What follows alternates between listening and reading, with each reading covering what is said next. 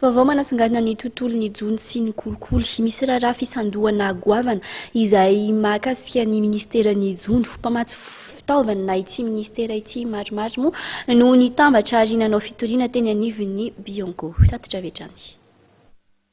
Iray amin'ireo mpamatsy ara-pitaovana ministeran'ny Jono niara-ny fisandohana ity lehilahy ity.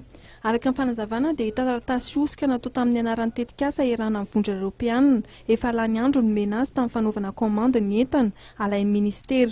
Mihoatra ny 10 tapitrisa ariary ny totalin'ny entana mikasika amin'ny fanamboaran-trano nalaina tamin'ny volana Desambra 2024 ary hatramin'izao dia mbola tsy voarahin'ity mpamatsy entana ity ny volany.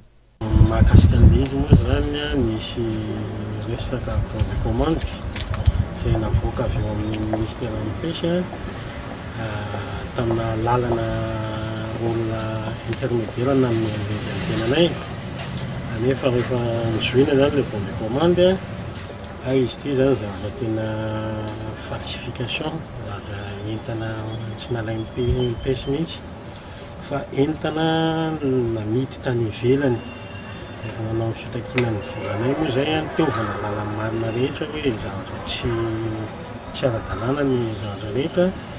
Dia niezaka mifampiraharaha tamin'ny tompon'andraikitra io zavatra io zay fa azo lazaina hoe isan'ny nanao tsinotsinona ihany zareo tsy nihevitra ny andohan'izany von'izany mihitsy fa nandrirarira nandritra ny herintaona latsaka.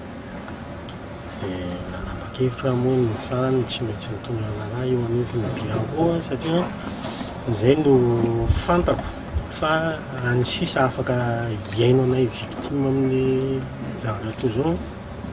Satria ny BIANCO moa iara-malala fa natao hoetaka hitarainana ny toe-javatra ohatran'izay. Misy ny olona ivelany ary misy koa ny olona tena ao anatin'ny tanteraka tompon'andraikitra ambony ry zareo. Ao anatin'ilay ministera? Ao anatin'ny ministera.